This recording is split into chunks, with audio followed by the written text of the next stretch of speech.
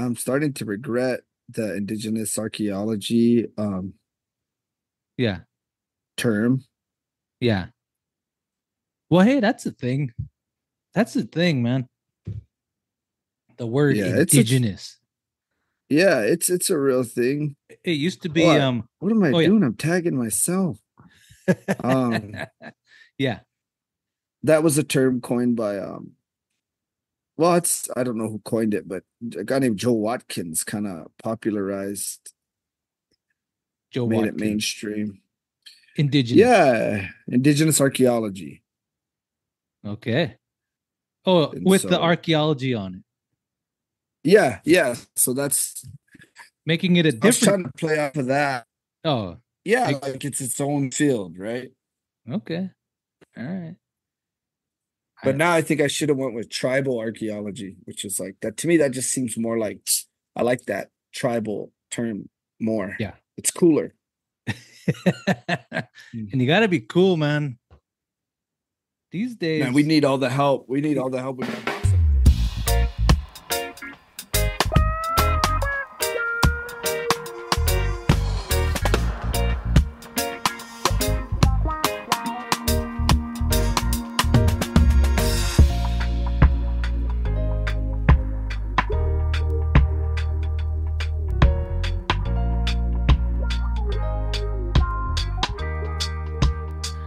But I mean, I don't know.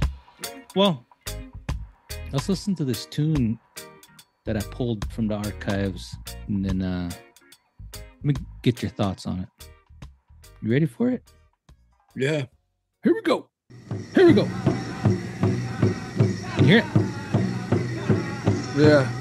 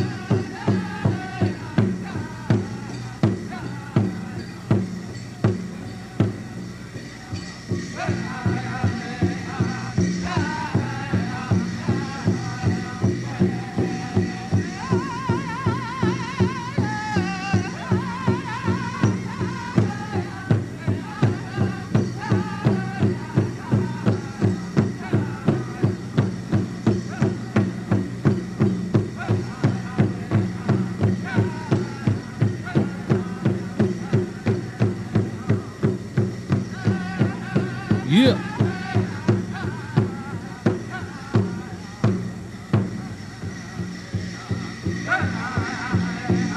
Getting it in a smooth sort of way. Hey, wait, one more. Dream guest on my podcast? Oh my gosh. I mean, honestly, let's spice things up. One of my exes. Oh. Oh. Boom. Boom. Dream guest on my podcast? Dream guest on my podcast. Yeah. Yeah, man. That's old Standoff 1987. I don't know who was singing there, but kind of a catchy little Man, it tune. has that classic like old agency Blackfoot Yeah. Crossing. Oh That yeah. that man, it's a smooth sound. That's a Yeah. smooth sound. It's like this guy I seen walking the other day.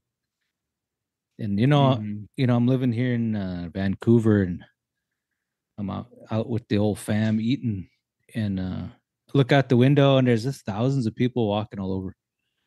Anyway, there's this one guy and you could pick him right out. You say, "Oh, that's an Indian man." You could just tell. And that tune, you could play that tune and you could just tell. I mean, it matched his walk. You know how them kind of Indian guys walk. They got a little bit of a belly, and they got a shirt with the sleeves cut off. And you can, I bet you can guess what kind of shoes they're wearing, given that. They're wearing those they kind of look like, are you talking about the running shoe kind of look Well, no, with I'm the just big seeing what I'm seeing. I'm building the image. So Indian guy, Oh, okay. t-shirt with the sleeves cut off. Oh, sleeves cut off. And it Man, got for some reason I thought you were talking about the belly.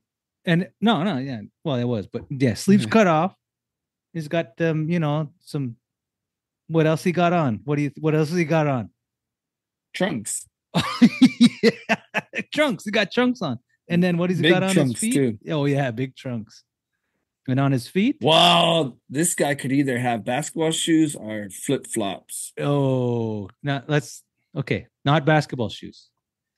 But Crocs. no. To be a little bit more specific. Now, this is probably a guy maybe about I don't know, maybe about 6 years younger than I, 6 to 10, somewhere around there. Not basketball. Oh, man. You know. Not basketball shoes. No. Not flip Skater flops. shoes? Come on, man. No. Just Man, think I don't about know. slides, man.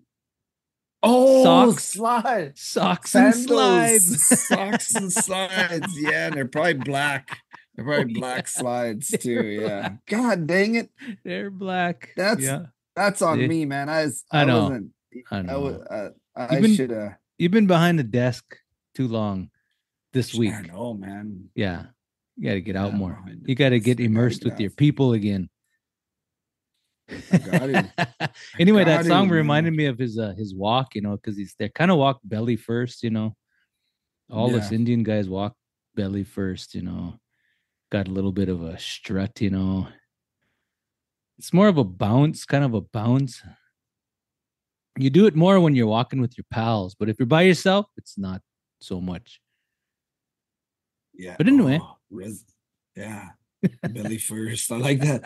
Walk belly first. If you're gonna go into a place with confidence, you go belly first.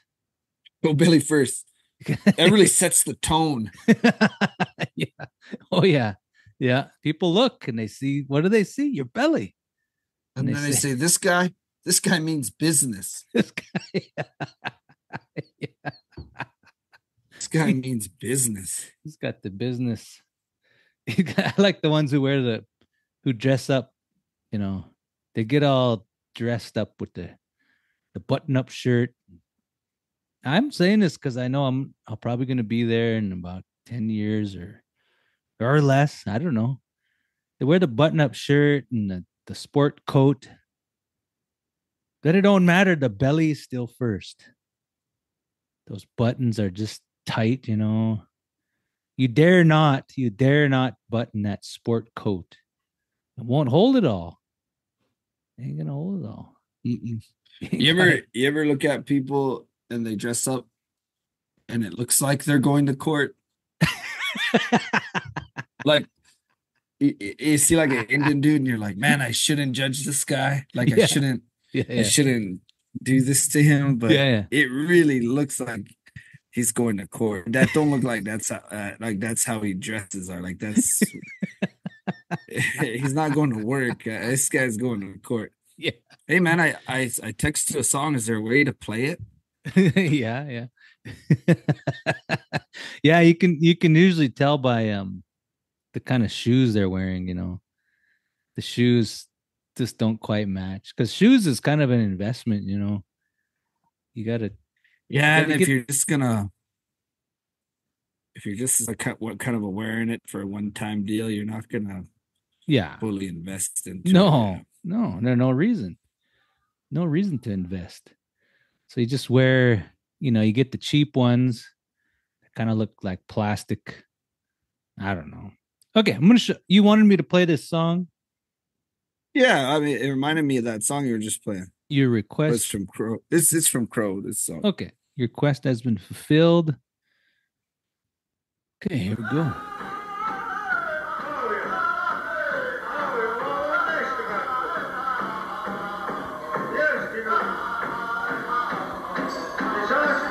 Yeah, it's kind of the same feel.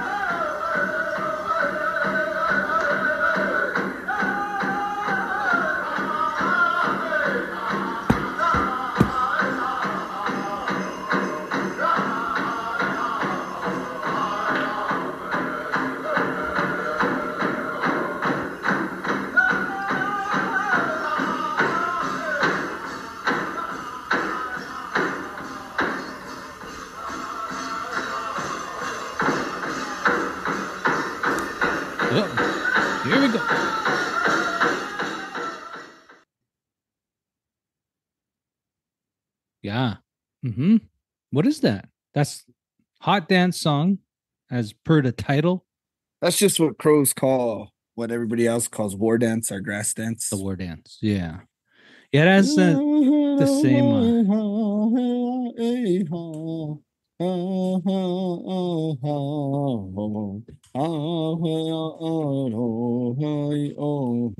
Man, that's a good song. It is. Got a little melody. That's what I think about it. A little melody, kind of floats So around. even though the crows are kind of in eastern Montana, we kind of Yeah. get culturally by other tribes get lumped in with like the Lakotas and Yeah. the Arapahoes and the Cheyennes. Yeah. But when you listen to our music, to me it sounds more like how Nez Perce people sound and Salish Yeah. people and Blackfeet people, like. Yeah. And this might contradict even what I've said in the past, but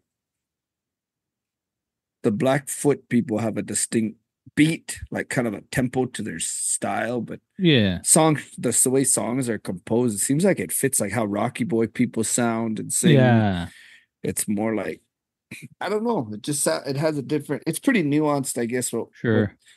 What that is, because powwow music sounds like powwow music to everybody, but you Yeah. could tell people know, like, Yeah. people who pay attention to singing, there's a certain, it's hard to explain. Like I was even trying to explain it. There's a young drum group here.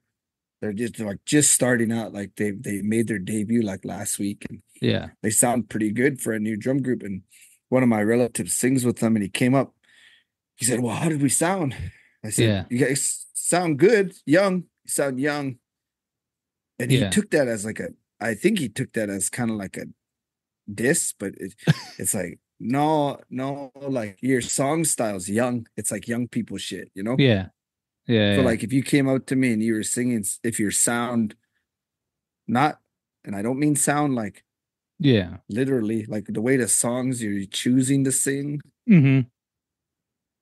the songs they were singing was like young, like real young, Yeah. modern, like not, and I wouldn't even say contempt, but there's like almost like Mystic River straight, Yeah. but like young voices, like. Yeah. There's like Some of them are older dudes, but their voices are young, you know. it seemed like there's like a temptation when you're just starting out. Not even when you kind of get past that starting out moment, like you realize that you need your own songs. You need to sing your own material. And if you don't have a kind of that gift or people to gift you songs, then it seems like the songs that are composed or somewhat like that, that's what it reminds me of. Kind of, I don't know, not refined, in a way. Yeah, and it's hard to explain unless you know singing. Even I'm not a great singer, and I'm not even like as experienced as a lot of people, but I've sang enough with enough knowledgeable people to know, like, I've almost become more of a fan of it as Right. opposed to being a singer anymore. Yeah. But like listening to them, and then there's another drum group that's about 2 years ahead of them. Yeah. And you could tell like their voices are still young and they're still developing their voices, but like their beat is a lot more like there's a bounce to it now. The Yeah. songs they're choosing to sing have a little more liveliness to them. Yeah. Whatever that is, and that's hard to explain.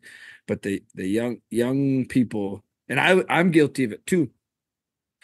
Yeah. Songs that are fun to sing when you first start singing are like Painted Horse. You remember how like Painted Horse used to sound? Yeah. That the wait y'all songs, like hey wait yo wait hey we oh wait hey wait oh well hey, I'm just making that up, but there's like like, and you're just kind of like, yeah, it gets hard to explain, but you're like, yeah. Like let us bring it home, like. It's like telling a joke that you think's real funny and nobody laughs. Nobody laughs, but you're like, but your friends all laughed at it, so then you start a drum group together. No, I'm just kidding. So like, yeah, I just think about it, and actually, I've been thinking a lot about this the last week or so. Yeah. Because there was a pretty well-known singer here that passed away. Oh. I'm sure you've heard of him, Austin Little Light, Nighthawk Juniors, Oh, yeah. Like he was like the main guy. We're close in age, but yeah, when he first started that drum group with his brother, and there's a handful of them. Yeah.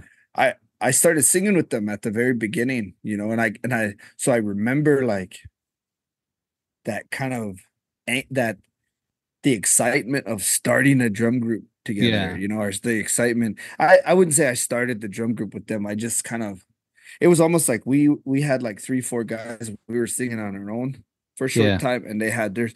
They were like, hey, let's get together and sing. Ended up not working out, but that excitement of like, we know 5 songs. Yeah. And it's like, and just thinking about like how much, because I'm a human, so I started thinking about like, oh man, like he's gone. Like I remember singing in his living room, or he'd come to our house and sing, and I was thinking, you don't know anything. Like you don't know nothing. So then when you think about someone who starts a drum group, whether that drum group is good or not, it takes a lot of balls to start a drum group. Oh man, yeah. Especially in communities where there's a lot of experienced singers, which are all judges. They're all judges and coaches and critiquers of what you're going to do. So for him to start a drum group at that time, I think it takes a lot, man. It takes a lot of guts to do that, because it's easy just to wait for somebody else to do it and then just sing with them. Just jump in, sing with them, Yeah. But like to say, no, we're going to do that. And then to name your drum group after a really well-known drum group in Indian country. Yeah. But also like kind of a foundation, traditional drum, like people who know and are really respected, Yeah. The Nighthawk singers and all that. So so today when I saw those young drums singing, and then thinking about my own time starting out singing and not knowing anything, but being like super jacked about it. Mm-hmm. Like just wanting to sing and just like, okay, I don't care, man. Oh, I didn't mean to cuss. But like, and for me, it was always like round dance singing, that's what got me started. But I was thinking about, just watching those 2 young drums today, and I was thinking, they're like, it just reminded me of when I was 20 or 18, 19, Yeah. And thinking, damn, like, but in that amount of time, from 2000 to now, these are the 2 youngest drum groups to start. There's nobody singing. So At Nighthawk home. started, in Crow here. So Nighthawk Juniors started roughly around then, 2001, 2002. Yeah. So since from that time to now, there's really hasn't been. So it's good, right? It's good. I think so. Yeah. I mean, it's good that there's some young singers trying to sing, and So then that makes me think, as a singer or somebody who has experience in singing, when somebody asks my opinion, maybe I shouldn't give my opinion. Maybe I should just say, man, you guys sound good. Keep it up. They're not asking for coaching.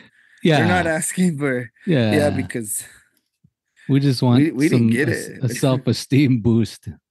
Yeah, because man, them singers like Sargie O'Horn and Gary Pretty Paint and Frank Caplet and Clayton Mountain Pocket, they were like not patient necessarily. Good singers, but they weren't patient. So like if your stick was off, they'd hit your stick, Oh, yeah.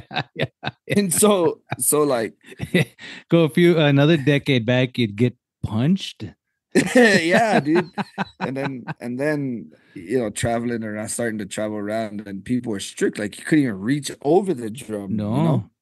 Start pass things around. Like like, and people are really very strict. Upfront. Like, hey, don't do that. Don't do that. Don't do that. So there's got to be. Well, that's kind of encouragement. I don't know. It's kind of a problem, I think, today, You see that in a lot of things, you don't want to hurt people's feelings. You got to reserve the critique in a certain way. Because if you tell the truth, that's gonna not encourage people, and they might give up. Like we're real sensitive, That's an issue. You think? It is. Yeah, no, it's an issue, but also at the same time too, there's some benefit to those strict people. There's certain things because so my cousin comes up. We visit a lot about singing. Yeah. And then I said there's more to singing than just singing a song, structurally just singing a song. There's all this drum culture that's almost separate from even PowWow or regular culture. There's this drum culture. It's like drum rules. Even like where you're sitting at the drum is orchestrated. Oh yeah. And a lot of times you don't even have to talk about it, right? Yeah. You already know. Yeah, so like if I show up to a drum I've never sat at before and I'm just like, hey, I want to sing a song with you guys, and they're like welcoming, right? Go for it, sing. I'm not gonna go sit right by their lead singer, right? I'm gonna like sit kind of over here. I'm not gonna like try to take down beats or like ask for leads or say like, hey, sing this song. It's like I'm just here, I'm just hitchhiking, man. I just want to sing a song, and so you learn like these weird rules like that. I notice young kids don't learn because they're learning how to sing in school. What? Yeah, like say they go to school and they join an Indian club and they learn how to sing at school. Oh, right. So at school, it's like it's a club. Everybody's got you can't be mean to everybody, but you start singing with like experienced singers where their foundation is like ceremony. Yeah. And then also like their dedication is to the drum. So like if these old guys will be like, we're gonna set up this weekend, whatever, they really do, like they really sit there and they really, young guys, they just, and I'm guilty of it too, because I learned the hard way too. I got kicked off of a drum before for that, like just being too relaxed. So being too chill. So I wonder if these young guys, if they were ever to experience that, would it discourage them to the point where they quit singing? Or would they be like, well, that's just the way singing is, so I got to step up? In my mind, I don't think that's how they think. They think, oh, those guys are a-holes. I'm not going to be around them. But then when you realize it, you're like, no, that's the culture of singing. There is a hierarchy in singing. Whether we like it or not, there is. Yeah. You're right, man. I don't know. There's a couple problems there, and I know we talk about problems a lot, about issues, and this misconception about our life ways, if you will. Like, oh, there were no hierarchies among native people and thought, and everyone had a voice and an opinion and all that. And that sounds cool, It sounds like, I guess, but that's not true, man. I don't think it's true. I don't think. Unless maybe the thing you're talking about now is and I don't want to say it, but I'm going to say it. I hope it don't set you off. Are you ready? Mm-hmm. I don't know. Maybe it's a colonial construct that seeped its way into tradition. So you don't think there was you don't think all these rules existed in the past? I don't think that. I don't, not at all. But some may think that. Think, oh, well, it's just because our ways. Give me an example. Give me an example of a rule that you think exists now that didn't exist in the past, so I have some idea of what you're saying. Oh, I don't even know. Because right now you're just shitting all over what No, I'm just kidding. No, I want to know. Just no, I don't know. I'm just playing off of the stereotype that is continually perpetuated among non-Indians and Indians alike that our way of doing things was largely non-hierarchical. You hear that often, right? You're saying that you agree that our system was non-hierarchical. No, I agree that it was. I think so. You're agreeing with me then? I'm agreeing with you, man. Yeah. You made it sound like you were disagreeing with me. Well, I wanted to argue. I wanted a good old fashioned disagreement. No, I think there was levels of hierarchy within tribes. I don't think tribes. That's like real modern, right? Like this egalitarian, like everyone's equals kind of thing. And it's like, man, I just don't think it was like that, you know? Yeah. I think of course there's unspoken shit, you know? Yeah. Yeah. And without a doubt, whether we want to believe it or not, in singing, there's a hierarchy. There is. Yeah. And like, and if there was ever a really, really astute native researcher that understood singing and wanted to write about it, I don't think it would take much to like see it, to like, okay, this is how, like me, someone like me. Yeah. We'll go to what people call a traditional powwow, right? Yeah. Okay. Today's version of this generation's version. Yeah. Which is just a non-contest powwow, right? And let's just say, let's just say, let's say Black Lodge. Let's say Black Lodge singers were at this thing, right? Okay. Got it. Do you think I could just walk in and say, "Oh, I want to sing," and go up to that drum and pull my chair up and start singing? No, they wouldn't. It wouldn't happen. Now, unless you're known. Unless they know me. Now, could Mike LaFramboise do that? Or John Stiffarm? Yeah. Probably, man. Like they're probably not going to turn him away, right? Yeah. But me as a singer, I would know. I would be like, of course they're going to lift him by. Go ahead, say. Yeah. Say what you're going to say. Oh, I'd say, or even for that matter, would they even do the same thing that you are describing? No, see, but also they wouldn't do that. Yeah. Because it's just not even their thing. For one, I mixed genres there. For people who don't know, I mixed two straight singers singing with a contempt group. Yeah. So it's probably not even going to happen, but. Yeah. But we get the we get the flavor of it. Yeah. It's really nuanced. So that's sorry. That's you're pretty sorry today. No, that's just human nature. I mean, you can talk about anything. Let's talk about plumbing. Okay. 100 or I don't know, 30 years in the business plumber is not just gonna invite someone who's just starting out to go do a real tough job, right? There's a hierarchy, or there's an order.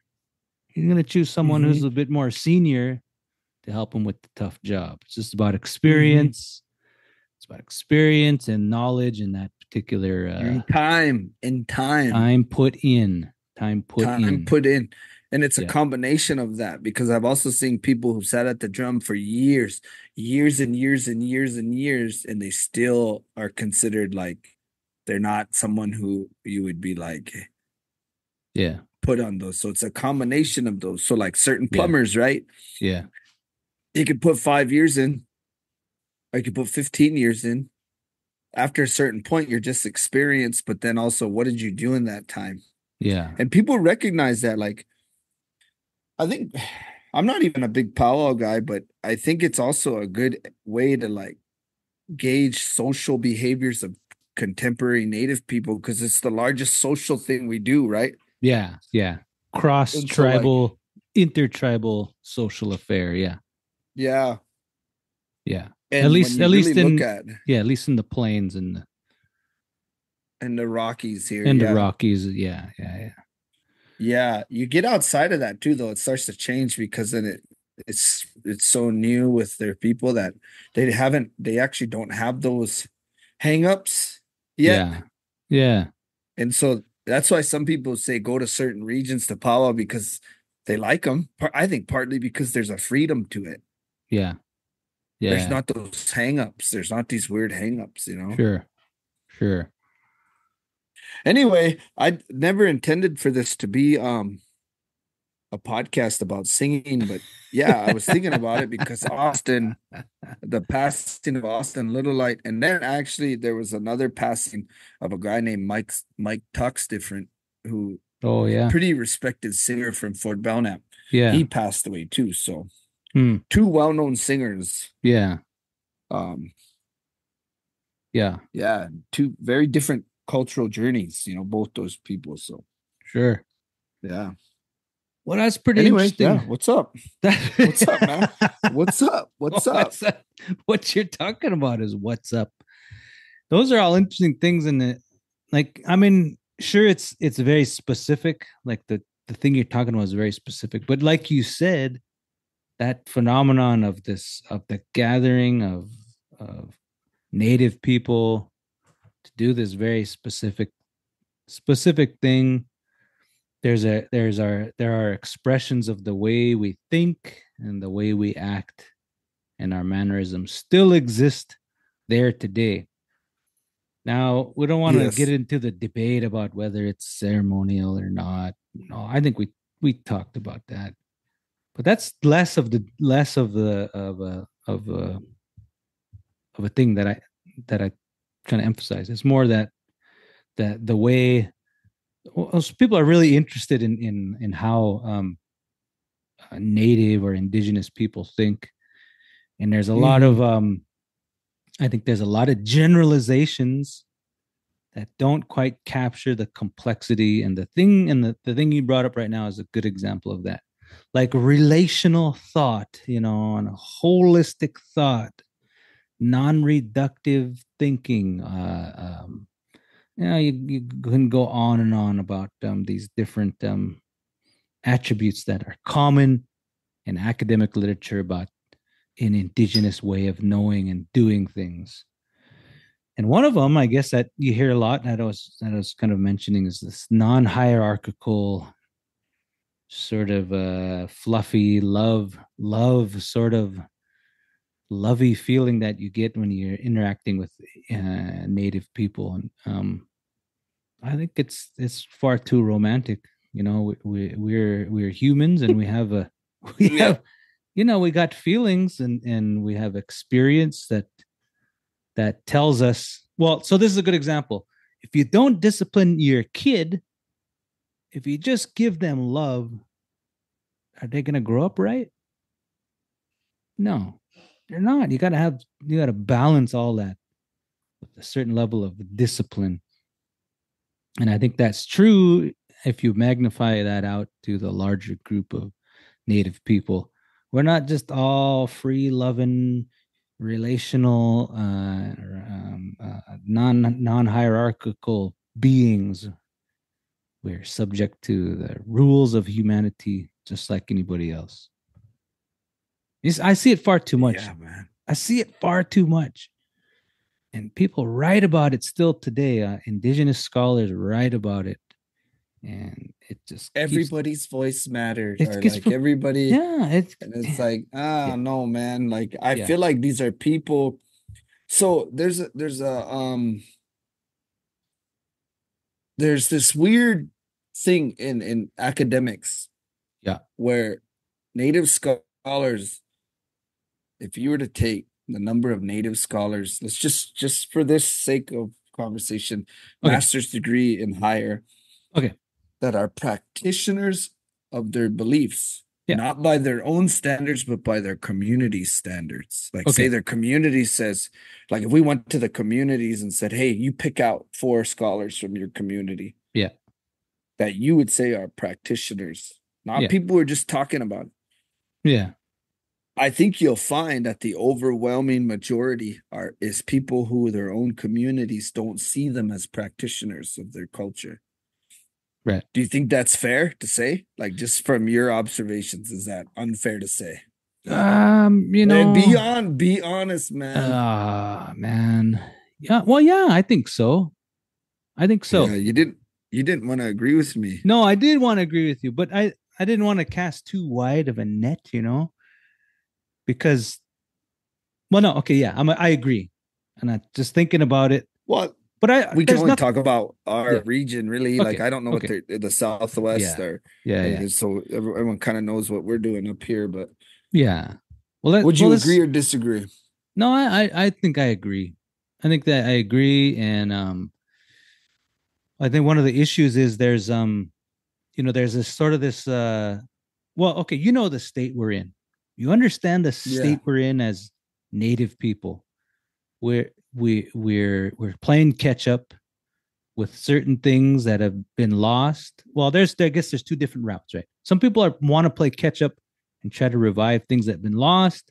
There's another group of people, maybe they're sort of the same ones, but they're trying to revise or repurpose traditions to meet today. Not consciously. It's just like this unconscious effort that's going on, right? So there's kind of those two little streams of people, and in the meantime, we have this other thing happening. This other thing happening with the things that we need to live in a modern world, right? Education. People, I mean, you remember when you were a kid, everybody tell you got to go to school, you got to do this, that.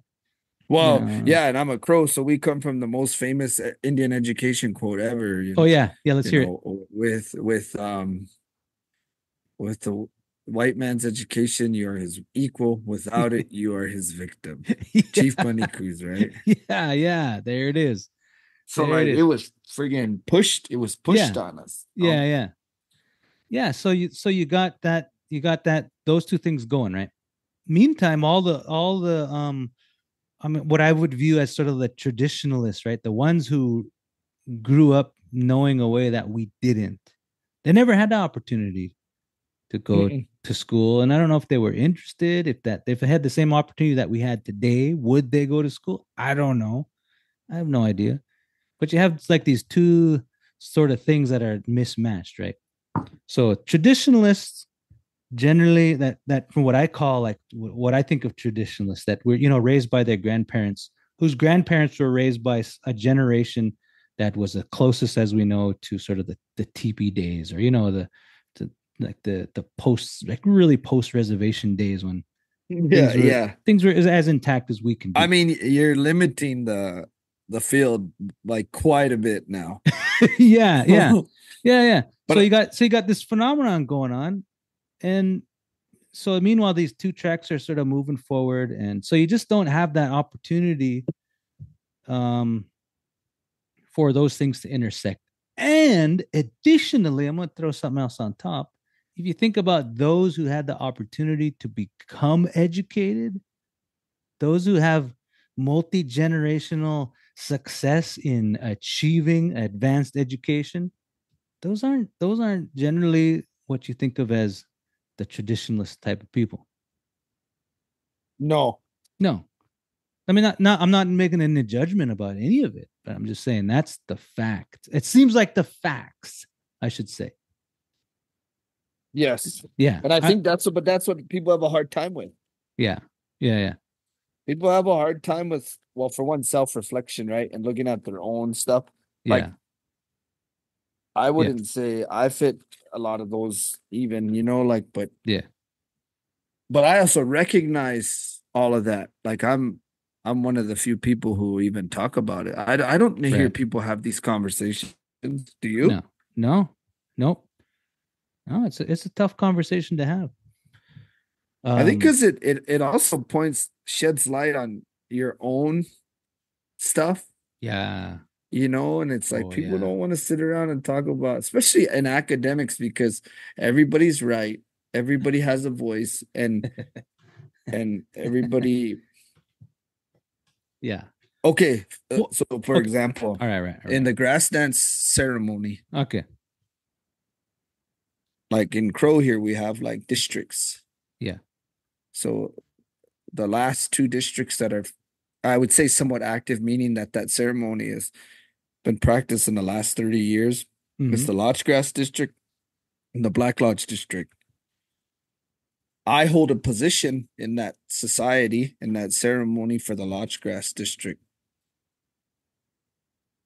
So in some ways, right? Yeah. I hold some authority with that ceremony. Okay. I'm the drum owner, right? Okay.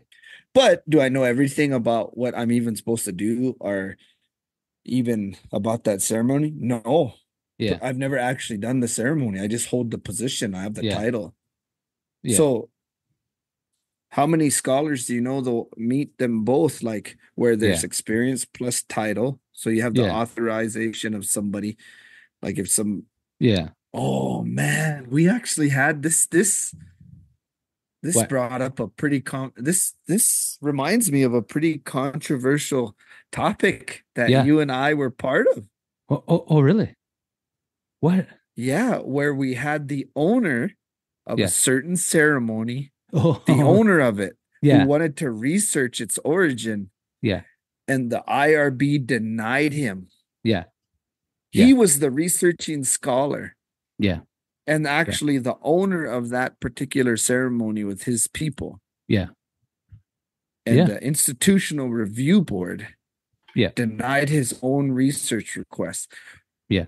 And that is to me like mind-blowing. Yeah. Yeah. I don't know why what we were talking about just now made me think of that. Yeah. But it's like, who holds more authority in that research? The IRB or that person? Yeah. And I'm like, well, it's his. Yeah. He's the owner of it. Yeah. Yeah. That's really complicated. I mean, no, it's not complicated. It's pretty simple. For us, it's pretty simple. But Yeah. for them, like I remember even having these conversations and we're like, wait, how do they not get it? Yeah. Yeah. At what point if they were practitioners, the Institutional Review Board at a tribal college, if they were practitioners at a basic level, they would say, well, at the end of the day, he holds the authority of that particular ceremony. Right. And if he's doing research on his own ceremony, that's Yeah. who we would consult with anyway. If somebody came in and wanted to do the research on that ceremony, they would say, well, we would actually need to, we should figure out what the practitioners or the owners of those ceremonies think of that. Well, this is the owner that's asking the question. And why it's so bizarre, man. We're gonna need him. We're gonna need him to read informed consent to himself, and in addition, sign it himself. Well, because the hang up was that he was going to talk about sacred knowledge, right? And like things that the public doesn't need to know. Yeah. Yeah. But that he also is the person who can say who gets to know. Yeah. Because he's the owner of that. And we respect that authority. Yeah. It was recognized. People understood that person owns that ceremony. So it's like, okay, well, I have no say over him and that, you know? Yeah. Whether I believe he should have done it or not. It's not my place to say. Right. That's like this fact. Yeah. Yeah. Oh, I'm sorry. No, in fact, no. Let me hear the fact. And in fact, another issue that was brought up about this idea of understanding your community and where authorization is and practitioner versus non-practitioner. We had another researcher that just wanted to film somebody doing sign language. But because that person was seen outside of the popularity circle, it was like, no, we're shutting it down. Oh, yeah. But it was like, well, that person's not even going after knowledge from the person they're videoing. She already knew the signs. She was just having this guy act out the signs for plain sign language. And I was like, thinking, I'm taking crazy pills. Yeah. Yeah. And then I thought, wait a second. The IRB has now lost touch. The board has now lost reality of what their job is supposed to do. Yeah. Yeah. Their job is not supposed to protect native scholars from native people. Yeah. Or native people from native scholars. Yeah. If their job is supposed to is people being taken advantage of. Are people fully aware of what they're sharing, who they're sharing information to, and for what and for why? Yeah. But at no point should we be telling our own people that they can't talk to their own people. It was crazy to me. It was. I forgot about that, man. Yeah, it would be a really interesting case study to I don't even know what did you want to talk about today? I don't even know what we were just talking about. I don't know what I was talking about. What was I talking about? God dang it. I don't remember. I had a point. I was getting to a point.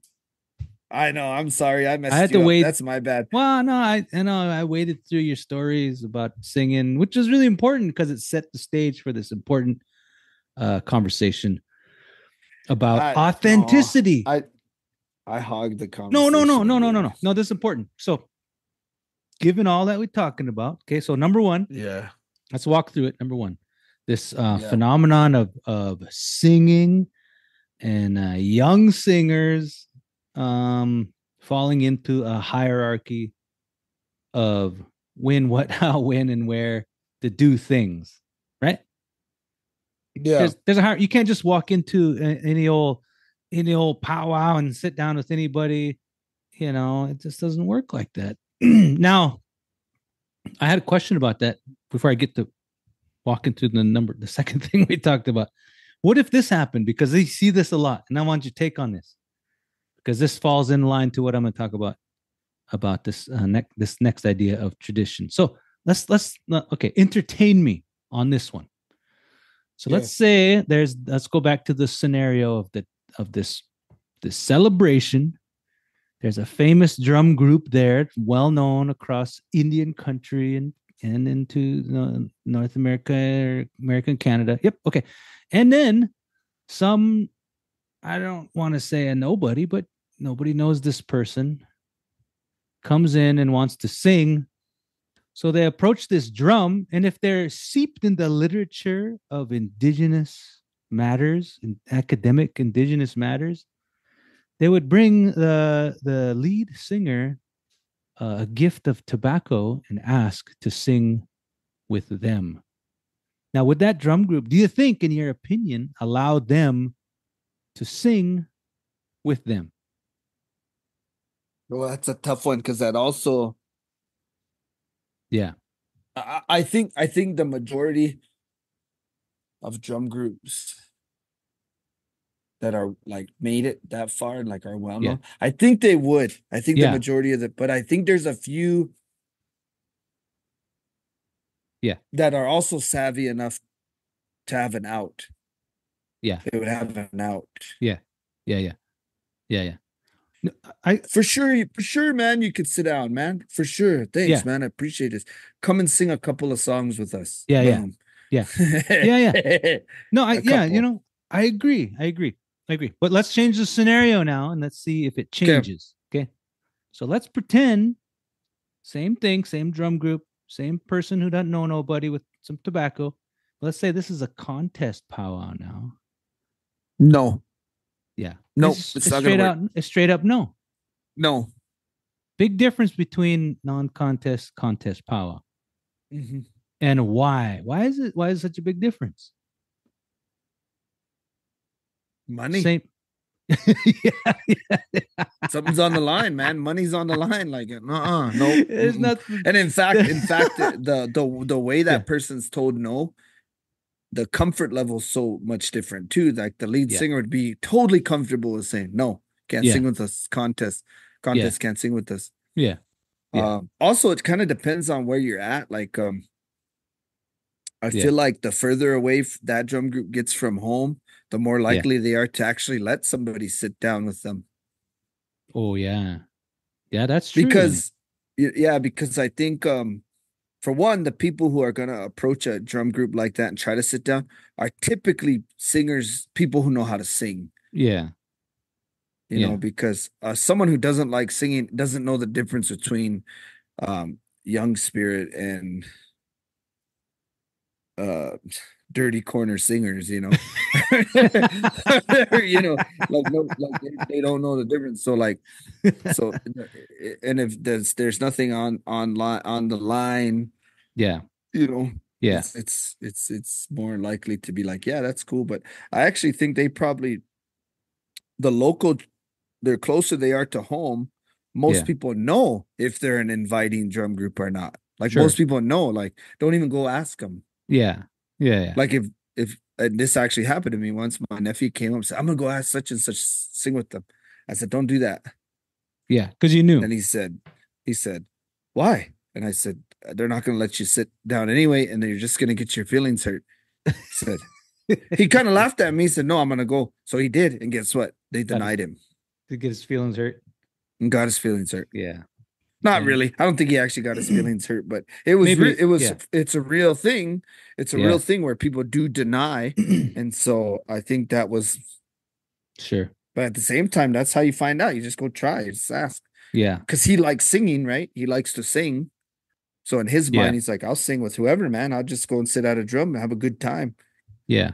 Because that's the vibe of the powwow or the vibe of the dance. If it's a non-contest dance and everyone's just kind of singing as long, you get to a point though where you're good enough to sing even at those things where they'll probably say you know. I say anyway. I didn't mean for this to be like let's just talk about singing and stuff. We're already in it, man. It's too late. Okay, wait, so that was point number 1. Talked about singing, defined a pretty important construct that you know, it's not, there's more to it. There's more to it than what one might think. There is. I think that's the point. That's the point. That's the point. More to it. There's more to it. And there's a hierarchy. It's not just this wide open thing where you just show up and you can follow what people are using quite a bit these days. You can follow a protocol and become accepted in a certain way but at a certain level, right? You can't just show up with some little bit of tobacco and say, "Oh, I want to lead all your songs, the next 5 songs." Yeah, it's also just recognizing like these are journeyman singers, man. These are professionals. Yeah. Like if you're someone who casually sings, even though you can sing, it's just like, man, maybe leave them alone. Don't go recommending songs and nothing like that. Yeah, like that. Would you consider yourself a professional singer? No. Neither would I, because I'm not. It's not something I'm doing regularly. Yeah. I'm not. Yeah, it's not like. I think it would take a summer. It would take one summer of singing. Yeah. It's like riding a bike, right? No, I mean, you have. There's certain things you have to immerse yourself in to become to that level, and people can get to that quicker depending on what you know, how much you know, and your ability. All those things.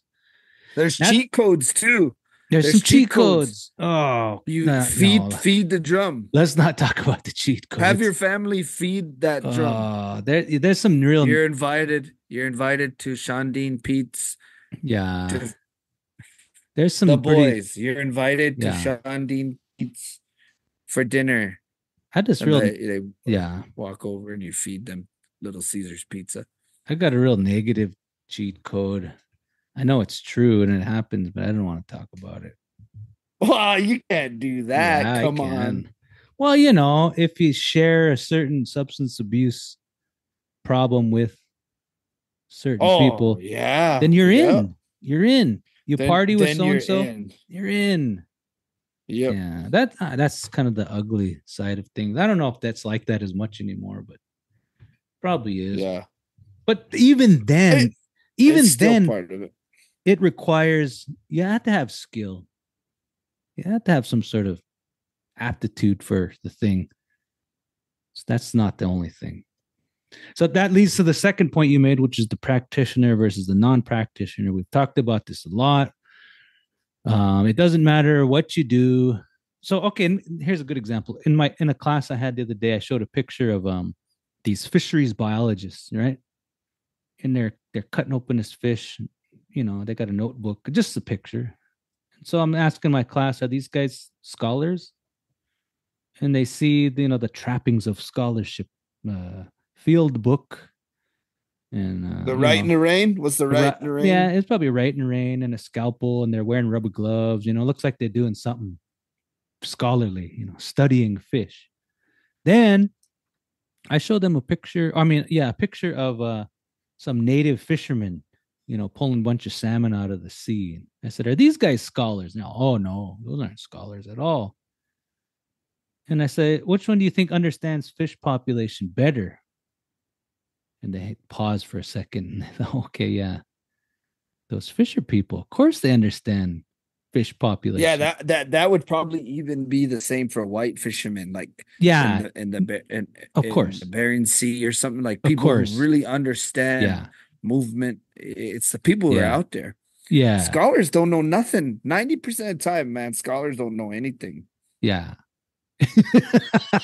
not anything useful. I mean, for real, dude. Like, it's get them. Well, think about this. Like, we were talking before we recorded. We were talking about horses, and bits. Put in the mouth. Yeah. There's a big difference in somebody who like rides horses and somebody who makes horses. You know what I mean? Oh yeah. Yeah. So like somebody who understands bits, like what they're for, like how to get a horse into that bit. Yeah, you could ride a bunch of horses, like your whole life. You could ride horses all the time. Yeah. That don't mean you make horses though. Right. And there's a special group of people that make horses. So to me, it's the same thing. It's like, I can understand it. I can even say all the stuff, the horse stuff. I don't make horses though, man. Yeah. I've tried. I've done all right with a couple. I've also ruined some. You know what I mean? So it's like, it's the same thing. Like these who would you call the scholar versus, again, the practitioner, and who knows more about it, man? I'm starting to think the practitioner knows more. It's the same thing with the fisheries people, man. Yeah. The scholar or the practitioner. Sure. And that's sort of the what is the word that Mike likes to use? The dichotomy. The dichotomy. That I was trying to bring in is what. So you have to understand what the purpose is of the thing that you want to know. And so for the scholar, the fisheries biologist, they have a certain purpose to fulfill. That's not the same as the fisherman, or I should say fisher person, because they're doing what they're doing for a different aim. However, their understandings might overlap somewhat, but and I mentioned this in the class. I said, how long does it take to get a PhD in fisheries biology? I don't know, 3 to 6 years, And then how long do you have to be a fisher person to understand fish population and movement? And I don't know how long it takes. No, I don't know.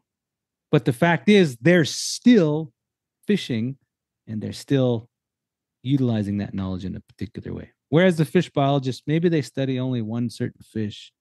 I don't know. And then I got caught in this trap of I don't knows. And I think it's the same thing you're talking about: the practitioner versus the non-practitioner, the scholar versus the doer.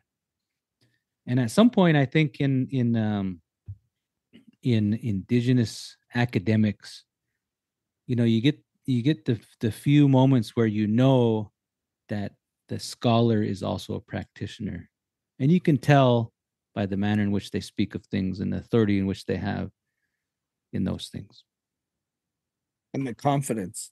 Yeah. So I don't know. They're asking the right questions. Asking the right questions. They know the right question. And of the right thing. Yeah. Not wasting time, Not wasting time. That was the second point. And then the third point, I don't know what it is yet. I'm trying to get to this third point. And I interrupted you, man. God dang. No, it's all right. It's all right. I didn't have a very coherent plan. So this is the one thing I wanted to talk about, and it sort of ties into both of these.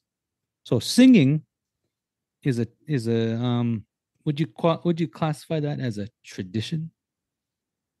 Yeah, it's a tradition, right? And practitioners, of course, also engage in tradition, right? Would you say? Yes. What about scholars? I agree.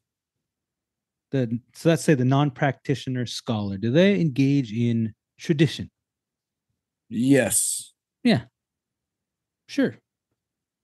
Sure. Sure. I picked up this manner of speaking where I say this a lot. Sure. From these international students. They would say that a lot, and I thought it was kind of funny. It's somewhat... from my perspective, they're all international students. Okay, Mr. Turtle Island 2024. So yeah, they said sure, and I had to tell them, well, it sounds kind of dismissive, you know. And really, yeah. Somebody says something, say sure. Sounds like non-committal. Anyway, back to what I was saying. So what is a tradition? I'm curious about this thing of tradition. What is a tradition and who defines it? Go. I mean, anyone can define a tradition. Okay. Right? It's something repetitive, right? Yeah. Yeah, okay. I think so. I agree. We wear plaid on Christmas every year. It's just what we do. It's what mom wants. It's I want you to wear your flannel jammies on Christmas Day. It's just what mom wants, you know. And like mom says, when I'm dead and gone, I still want you guys to do that because it'll just make me feel good, you know. So we do. What Grammy used to do. That's what Grams did. You guys remember her heart. Bless, such a big heart. And everyone knows Christmas was her favorite holiday, and she loved to have a Christmas ham, and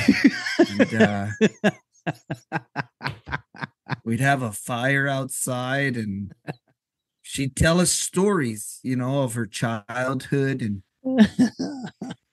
yes, and just that we should be thankful because she lived through the Depression, and she said there was a time she couldn't afford clothes, and so they had to wear their clothes for school and for sleep and for play, and so that's why we wear pajamas, flannel pajamas on Christmas as a reminder of what Graham and what mom wanted. You're monologuing, man.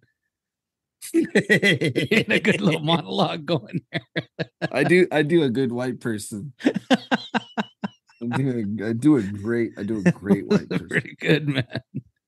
Mm-hmm. Yeah. So tradition. I mean, you could start a tradition in. Can you start a tradition in a generation, in a single generation? Yeah, for sure. Of course, right? Mm-hmm. I think that's right. So then, okay. From your advanced schooling, what's the purpose of tradition? Could be a lot of things, man. Okay. You could have social traditions like gatherings, and sure, just to get together, and you could also have traditions that renew stuff, the renewal of something. Yeah. But what's the purpose though? Like why? Oh, I don't know. Tell me why. What? No, I don't know why. I'm okay. I don't either. Let's go back to Grammy and the plaid pants. Oh, okay, Grandma. What would be the purpose of maintaining that tradition? In reverence, and it because it brings the family together. Yeah. I think that's it. I don't know. That's one thing I think brings people together. It can be brings people together. Yeah. It affirms potentially values and norms. It can, can, or even just a renewal of certain histories. Like maybe like you get together and tell family history. Yeah. Well, how many came over on the boat? Yeah. How many how many generations has your family celebrated Christmas? Three? 3 generations. 3 generations of Christmas. Maybe my great grandparents, maybe. Not in the way you do now, though. Of course. No, I think the way we do it now, like I think it only went 2 generations because then I quit. I'm not a huge Christmas guy, so I guess you could say we started over in something. Oh yeah. Yeah. Okay. I'm trying to think of my my punchline here, or my my wrap up on this idea of tradition. Oh yeah. So yeah, we're this podcast is a testament to learning disabilities. We're gonna find a sponsor that's I wasn't very funny. I wasn't very funny in this episode either. I don't know why. Well, I kind of made it somber. I don't know. You started out talking about people that passed. It was a memorial episode, Well, okay. Let's bring it home then, because so tradition can start in a generation. Tradition affirms social norms and other constructs of things that the people think are somewhat important, right? Something like that, right? Mm-hmm. And the important thing, I guess, is that traditions can change, or they ought to change, depending on the needs of people and individuals. Mm-hmm. Yeah. Mm-hmm. Those are all true. How do we define, or can we define, this is the thing. So there's this thing called traditional ecological knowledge, right? There we go. There we go. Boom. So what would make something traditional about a piece of ecological knowledge? It could be something that was revealed in a past generation, right? Yeah. Could be. Yeah. Could be, right? Or it could be something that was generations old. One of the two, right?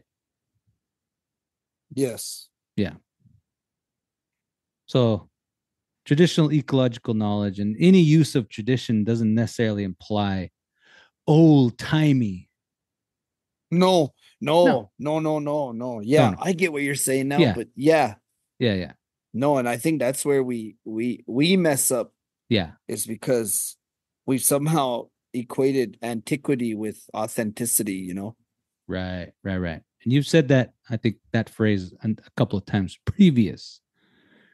I think I said, because Robert Lowy, an anthropologist, said the crows value success over antiquity. Oh yeah, that's the one.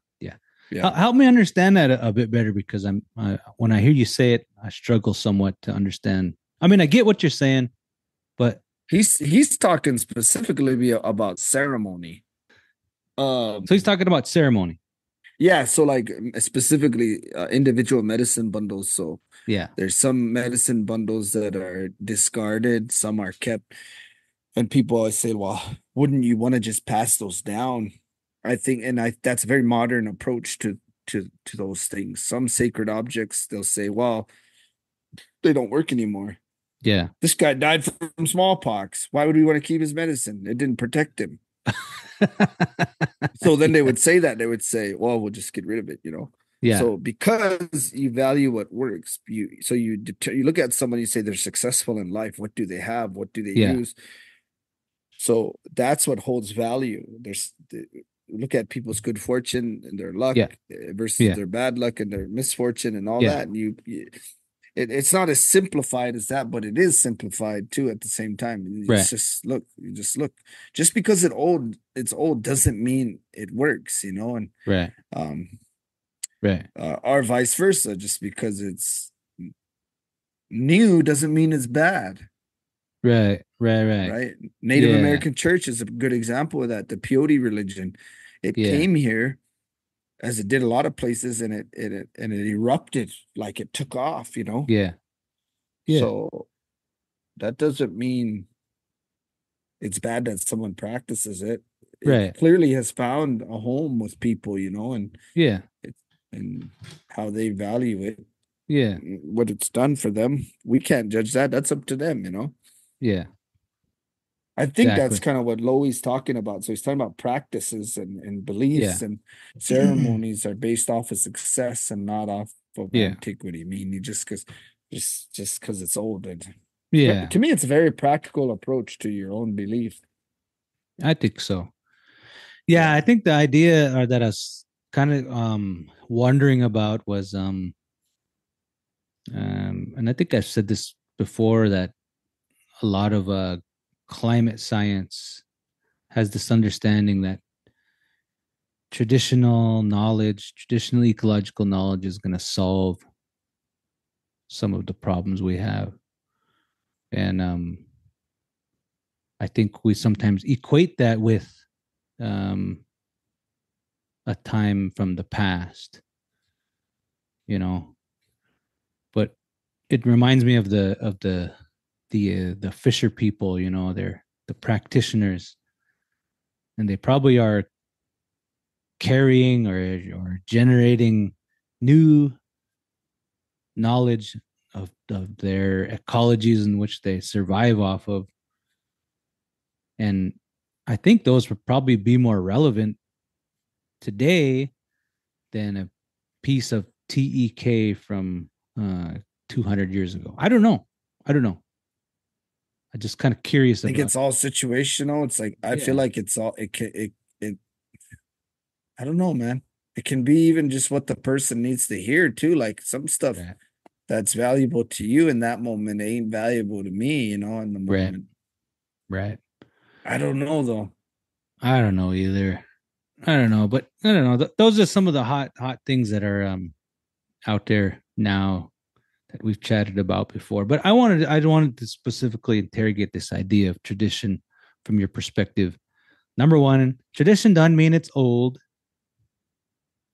No, tradition doesn't mean it's old. It's just it could have come from a generation previous.